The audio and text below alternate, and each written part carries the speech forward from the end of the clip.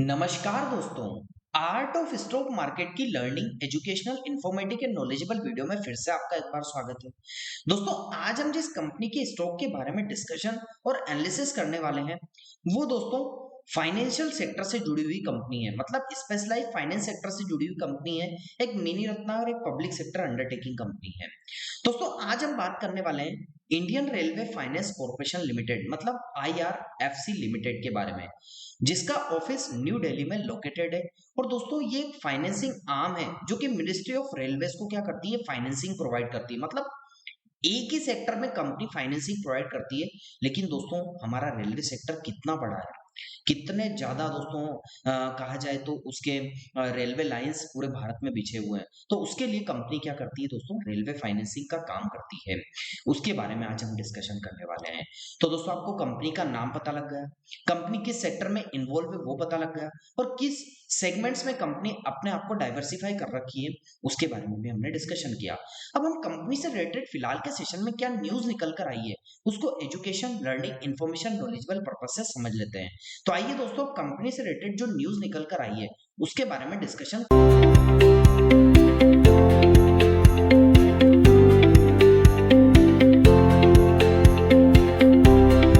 दोस्तों, मैं कंपनी से रिलेटेड न्यूज को एजुकेशन, लर्निंग और नॉलेजेबल पर्पज से डिस्कशन करने से पहले अपने और अपने दर्शकों को एक बात से अवगत करा देना चाहता हूँ।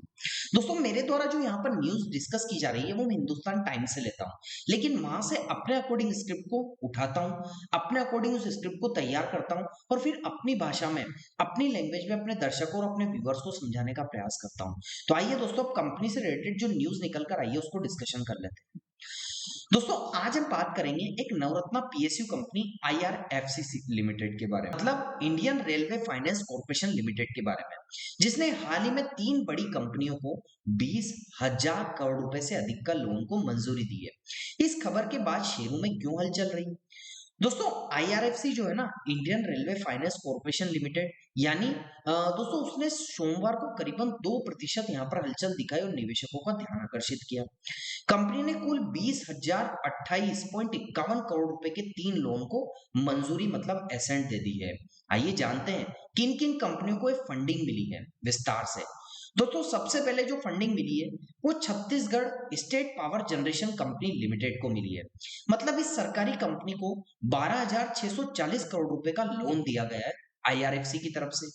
ये राशि कोरबा में बन रहे 2x600 मेगावाट के थर्मल पावर प्लांट प्रोजेक्ट के लिए दिया गया है। अब दोस्तों, आप सोच रहे होंगे कि इसने जो छत्तीसगढ़ है उसके स्टेट पावर जनरेशन के लिए यहाँ पर पैसा दिया है। तो दोस्तों, ये तो फाइनेंसिंग रेलवे में प्रोवाइड करती है। तो दोस्तों, हमारा रेलवे धीरे धीरे, मतलब लगभग कहा जाए दोस्तों तो एक धीरे धीरे अपना जो शिफ्टिंग है वो इलेक्ट्रिफिकेशन की तरफ कर रहा है। जो पहले हम कोयला आधारित रेलवे पर निर्भर थे, वो धीरे धीरे इलेक्ट्रिफिकेशन की तरफ बढ़ रहा है। तो दोस्तों, उसमें पावर की काफी आवश्यकता होती है। तो इस कारण से ये जो 2x600 मेगावाट के थर्मल पावर प्रोजेक्ट को इसने फाइनेंस किया है वो कहीं ना कहीं डायरेक्टली इनडायरेक्टली रेलवे सेक्टर से ही जुड़ा हुआ है।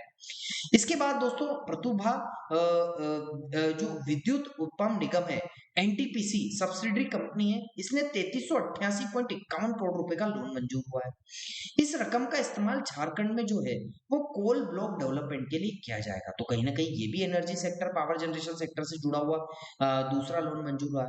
और दूसरा तालेहर फर्टिलाइजर, मतलब दोस्तों कल्चर जो फर्टिलाइजर है, इस कंपनी को 4,000 करोड़ रुपए का लोन मिला है जो कि प्रोजेक्ट के विकास में काम आएगा।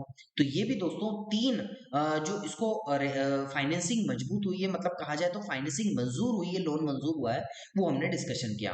अब इस खबर के बाद मार्केट में पॉजिटिव रिएक्शन या हलचल वाला रिएक्शन देखने को तो मिला, लेकिन कहीं एक दोस्तों एक डर भी बना हुआ है लोगों में। तो वो भी दोनों चीजें यहाँ पर आपको देखने को मिली। अब बात करते हैं शेयर के प्रदर्शन की। तो पिछले 1 साल में शेयरों में करीबन 20% से अधिक की गिरावट आई। तो पिछले 2 साल में 62% की हलचल भी थी, लेकिन पिछले 3 सालों में कंपनी ने 481% का हलचल दिखाई। तो कंपनी 52 वीक के 166.85 और 52 वीक के 108 रुपए के आसपास भी रही। फिलहाल आईआरएफसी जो है ना, इंडियन रेलवे फाइनेंस कॉर्पोरेशन का मार्केट कैप 1.62 लाख करोड़ रुपए के आसपास है। मार्च में कंपनी ने निवेशकों को 0.80 रुपए प्रति शेयर का डिविडेंड भी दिया था। तो फाइनली इन न्यूज को डिस्कशन करने के बाद मैं आपसे कंक्लूजन और डिस्क्लेमर डिस्कस करूं तो दोस्तों, आईआरएफसी जो है ना, ये कदम कंपनी का ग्रोथ और बिजनेस स्ट्रॉन्ग बनाने की दिशा में एक नया फैसला है। क्या आपको लगता है कि आने वाले समय में ये स्टॉक फिर से एक नई दोस्तों हलचल दिखा सकता है, छू सकता है? अपनी राय कमेंट सेक्शन में जरूर बताइएगा। अगर वीडियो आपको जानकारी अच्छी लगी हो तो चैनल को लाइक, शेयर और सब्सक्राइब करना मत भूलिएगा। और दोस्तों, मैं लास्ट में आपको डिस्क्लेमर में एक चीज और बता दूं, यहाँ पर बताई गई news only education, learning, information, knowledgeable purpose से है। किसी भी प्रकार की निवेश बाय सेल की सलाह नहीं है, क्योंकि शेयर बाजार निवेश जोखिमों के अधीन होता है। इसलिए किसी भी प्रकार का निवेश का निर्णय लेने से पहले अपने पर्सनल फाइनेंशियल एडवाइजर से जरूर सलाह ले लें, उसी के बाद किसी भी प्रकार का निर्णय लीजिएगा। यहाँ पर बताई गई news only education, learning purpose है। आइए दोस्तों, कंपनी से रिलेटेड फिलहाल के सेशन में क्या टेक्निकल एनालिसिस, उसको education, learning, information, knowledgeable purpose से डिस्कशन कर लेते हैं।